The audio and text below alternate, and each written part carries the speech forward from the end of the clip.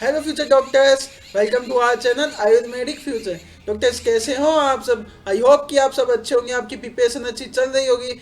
आज आपका एनाटॉमी का फर्स्ट पेपर हो चुका है, जो कि आपका सुनने में आया, हमें बच्चों ने बताया जिस तरीके से कि आपका जो हमने पेपर बताया था उसी के अकॉर्डिंग आपके क्वेश्चंस आए। जो हमारी लास्ट 10 ईयर्स सीरीज की जो एनालिटिक्स किए हुए क्वेश्चंस थे एनसीएजम सिलेबस के अकॉर्डिंग, जो एनसीएजम सिलेबस के अकॉर्डिंग हमने एनालिसिस किया था, जो कि 10 साल के सभी यूनिवर्सिटी में जो सबसे ज़्यादा पूछे जाने वाले स्ट्रक्चर्स क्वेश्चंस, प्लस जो जो बोन्स आती थी फर्स्ट पेपर में, जो जॉइंट आया करते थे, जो उसकी गर्भ की मांसपेशियों वृद्धि हो गया वो वाला क्वेश्चन, प्लस स्केपुला बोन, और आपके जो क्वेश्चन आए थे अपरा निर्माण, है ना, और जैसे अस्थि और संधि का प्रकार पूछा गया था, वैसा का वैसे क्वेश्चन आपके रिपीट हुए थे, है ना।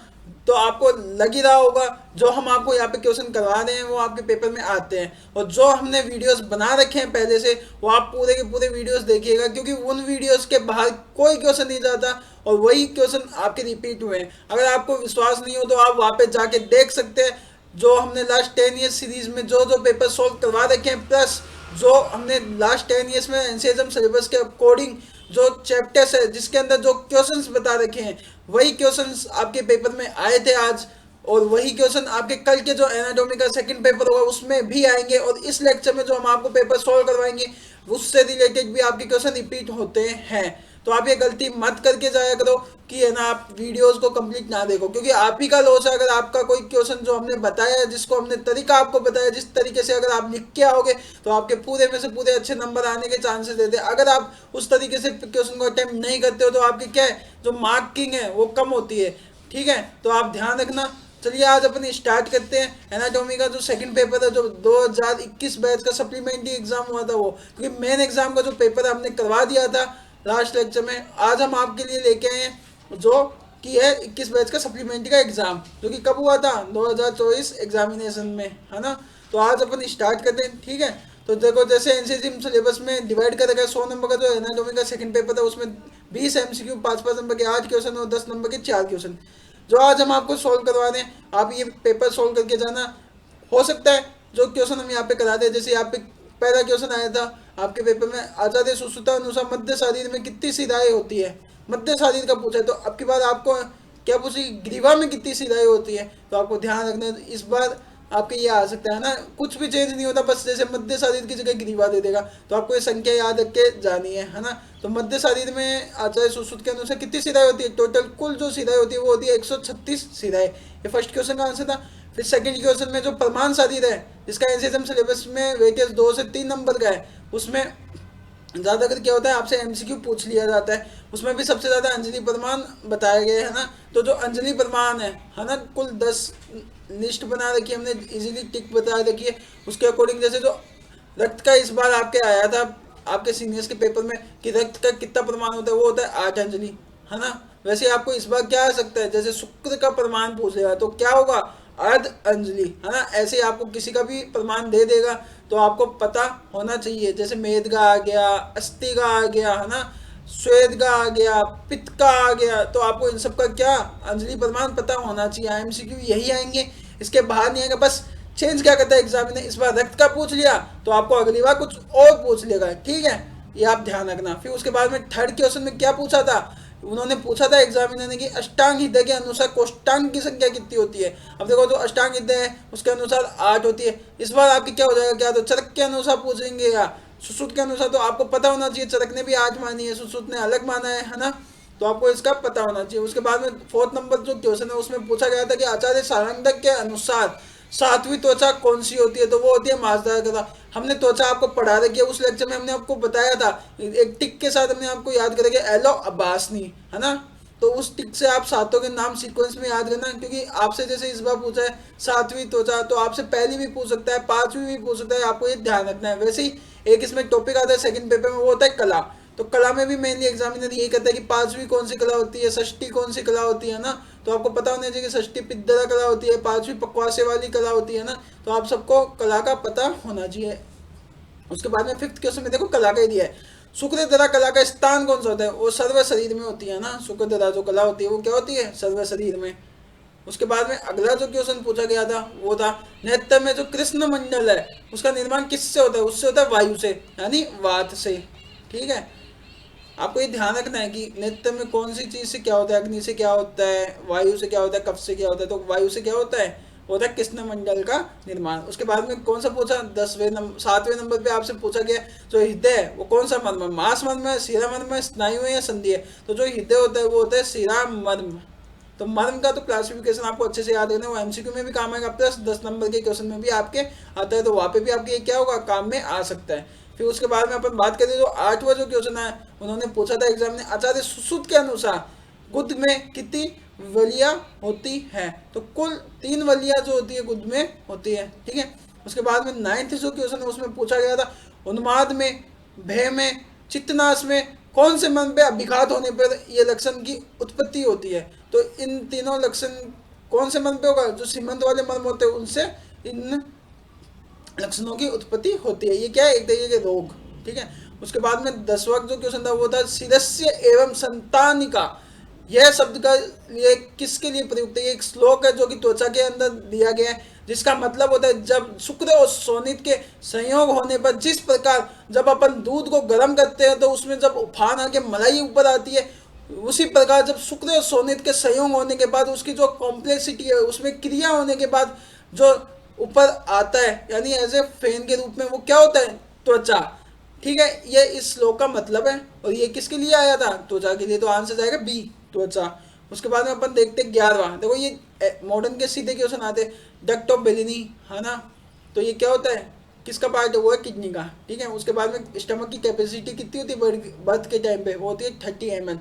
ऐसे ही आपको पूछ देगा जैसे जो होता है अपनी कोलन है उसके अंदर क्या होते हैं, बैक्टीरियाज होते हैं। तो ऐसे दे देगा symbiotic association of bacteria present in dash dash rectum, ileum, है ना, और कोलन। तो ऑप्शन क्या जाएगा, कोलन। ठीक है, उसके बाद में आपसे 13 नंबर क्वेश्चन में पूछा pectin in present in vagina, prostate, rectum या एनाल कैनाल। तो आंसर जाएगा एनाल कैनाल। उसके बाद में 14 नंबर की जो क्वेश्चन है उसमें पूछा गया था कि लेंथ ऑफ बाइल डक्ट कितनी होती है, वो होती है कुल 8 सेंटीमीटर। उसके बाद में 15 नंबर का जो क्वेश्चन है, देखो 15 नंबर के क्वेश्चन में पूछा गया था कि narrowest part of the fallopian tube. ठीक है, ये ध्यान रखना, वो होता है इस्थमस। ठीक है, इजी था। उसके बाद में उन्होंने पूछा 16 नंबर के क्वेश्चन में कि लीवर ऑक्यूपाइज, देखो इसमें सीधा कॉन्सेप्ट नहीं है, ये थ्योरी है, आपको याद होगी तो ये आप ये क्वेश्चन कर पाओगे। अब लीवर जो करता है, ऑक्यूपाई करता है कौन से क्वाड्रेंट को, अब आपको पता होना चाहिए जो एब्डोमेन रीजन की 9 क्वाड्रेंट है उसमें कौन कौन से क्वाड्रेंट में कौन कौन सी स्ट्रक्चर होती है। जैसे लीवर मेनली राइट साइड होता है तो आप इजीली पता कर सकते हो, और ऊपर से ये जो होता है ऊपर की तरफ होता है डायफ्राम के जस्ट नीचे, है ना। तो आपको पता ही होगा लेफ्ट लंबर जो पार्ट होता है वहाँ पे क्या आता है, स्प्लीन। तो इसका आंसर क्या जाएगा, नॉट ऑक्यूपाइज एक्सेप्ट, यानी इन 3 जगह तो ऑक्यूपाई करता है, बट ये जो रीजन है यहाँ पे नहीं होता, वो है लेफ्ट लंबर। इजी। इसके बाद जैसे यहाँ पे लीवर आया तो यहाँ पे किडनी भी आ सकते हैं, ऑप्शन चेंज हो सकते हैं, तो आपको याद होना चाहिए। उसके बाद में 17 नंबर का जो क्वेश्चन है उसमें एग्जामिनर ने पूछा था रेट्रोपेरिटोनियल ऑर्गन कौन सा है, तो वो है डिओडिनम। ठीक है, कौन सा नहीं है, स्टमक नहीं है, स्टमक, स्प्लीन और लीवर ये तीनों के तीनों क्या होते हैं, इंट्रापेरिटोनियल। तो आपको रेट्रोपेरिटोनियल ऑर्गन्स के नाम होने चाहिए याद। ठीक है, उसके बाद में अपन बात करते हैं 18 नंबर का जो क्वेश्चन है उसमें एग्जामिनर ने पूछा कि सिस्टिक डक्ट मोस्टली जो क्या होती है, कॉमन हिपैटिक डक्ट। ये जो हमने बाइल जूस जो होता है उसका पाथवे आपको याद होना चाहिए। इस बार ये पूछा तो आपको कॉमन हिपैटिक डक्ट मिलके क्या बनाती है, कॉमन बाइल डक्ट। तो आपको ये पता होना चाहिए। ठीक है, उसके बाद में अपन बात करते हैं 19 नंबर का जो क्वेश्चन है उसमें जो है सर्कुलेटरी सिस्टम से क्वेश्चन आया था कि उन्होंने पूछा कोरोनरी साइनस किस में ओपन होता है, वो होता है राइट एट्रियम में। ये आपको पता होना चाहिए कि कहाँ पे। अब आज से आपसे ये पूछ सकता है इस बार एग्जामिनर कि फोसा, जो फोसा ओवेलिस है वो क्या होता है, या फिर कहाँ पे प्रेजेंट होता है। तो वो क्या होता है, अपर जो चैम्बर है, क्या राइट एट्रियम और लेफ्ट एट्रियम के बीच में कई बार क्या होता है, एक छेद हो जाता है। दिन में छेद होने वाली कंडीशन जो होती है ना, फोसा ओवेलिस, वो हो जाता है। कई बार क्या होता है आफ्टर बर्थ वो क्या होता है, पैक्ट नहीं हो पाता, इसलिए अपन उसको क्या कहते हैं, फोसा ओवेलिस। और ये क्या होता है, एक तरीके से छिद्र हो जाता है जिसमें क्या है, मिक्सिंग ऑफ द ब्लड होती है। ठीक है, और ये आफ्टर बर्थ मेनली हो जाता है, बट कुछ कुछ केसेस में ये नहीं हो पाता, तब अपन क्या बोलते हैं कि दिन में छेद हो गया, इसका ऑपरेशन होगा। ठीक है, तो आपको ये पता होना चाहिए। ऐसा भी है एक क्वेश्चन आपके इंपॉर्टेंट है, आता है ज़्यादा, अगर पूछा जाता है इस बार क्या पता आपके ये आ जाए।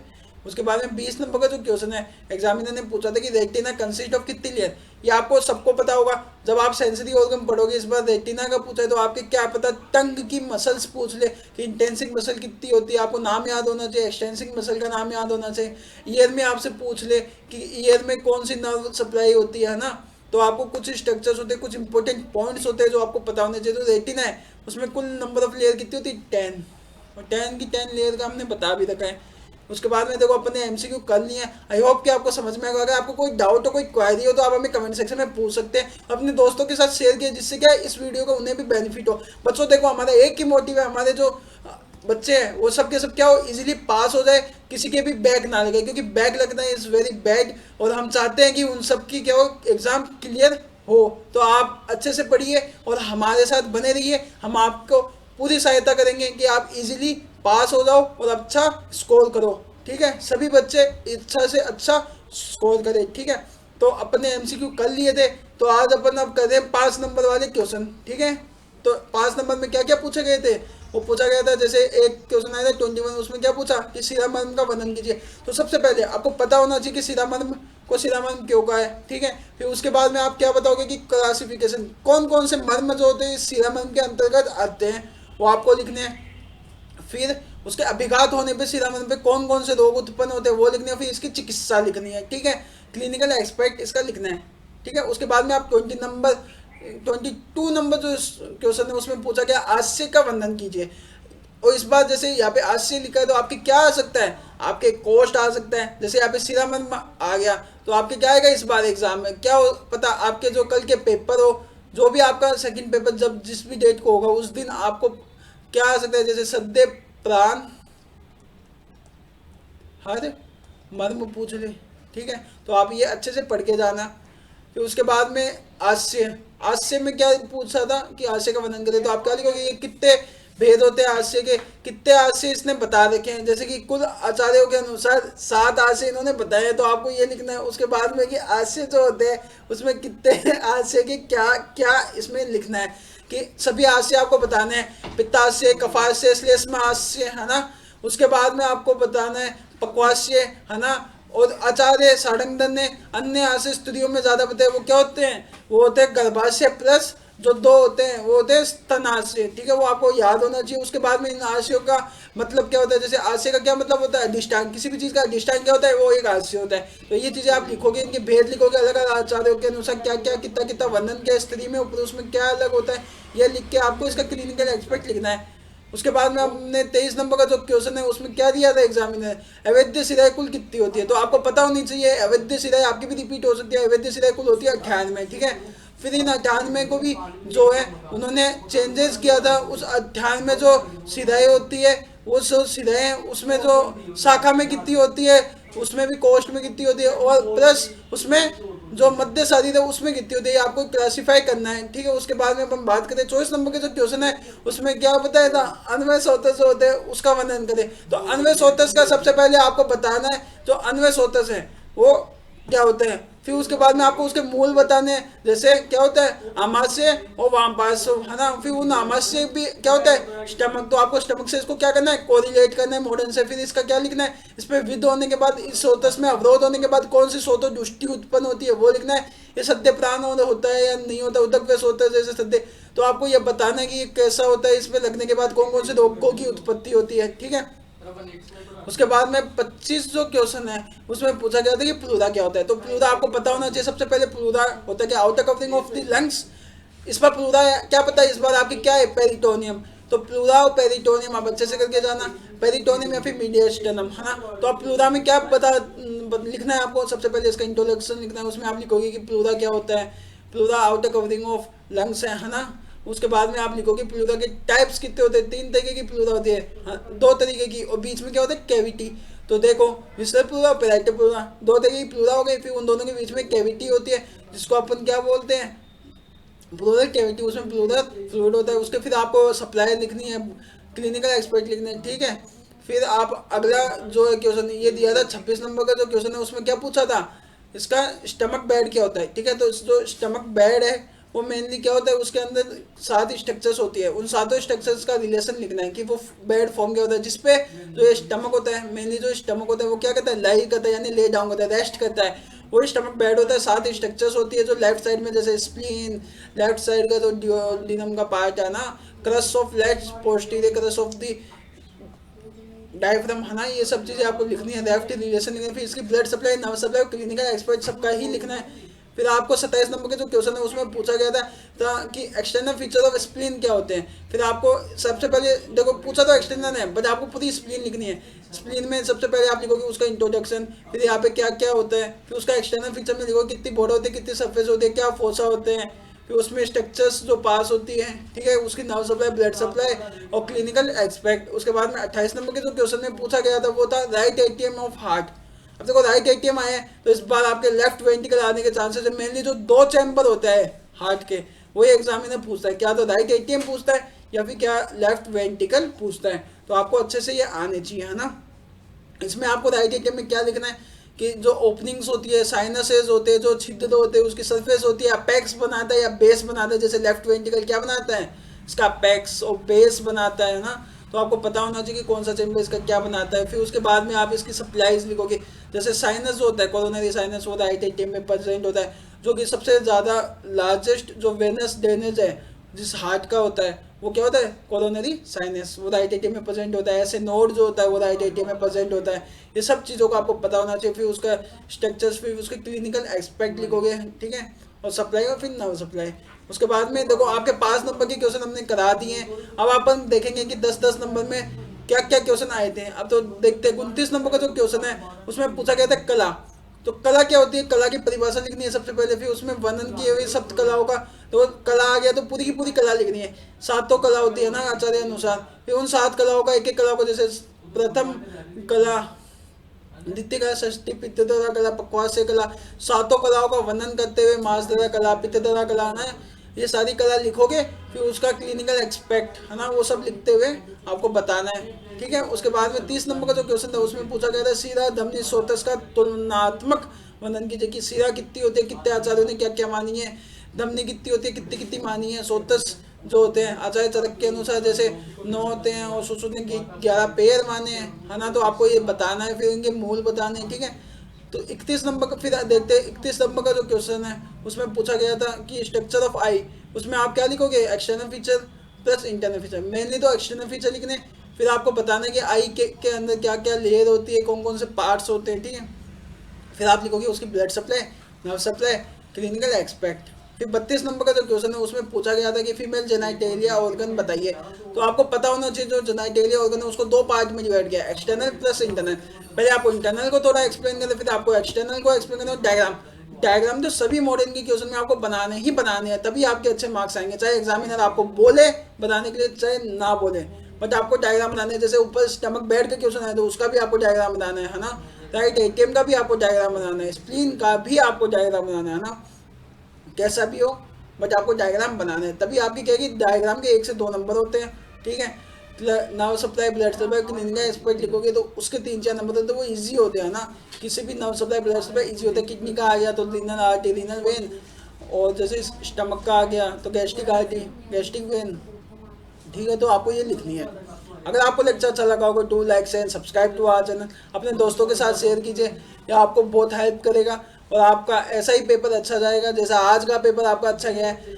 और मिलते हैं आपको अगले लेक्चर में, तब तक good luck for your exam and all the best for your exam, ठीक है। Thank you so much. कोई क्वायरी हो तो आप हमें टेलीग्राम पे, व्हाट्सएप पे भी आप हमें पूछ सकते हैं। आपका ग्रुप पे आप वहाँ पे आइए, आप पूछिए, आपको हमारी फैकल्टी पूरे आंसर देगी और मैं भी आपको पूरा हेल्प करता रहूँगा, ठीक है। मिलते हैं फिर अगले लेक्चर में। Thank you so much for watching our channel.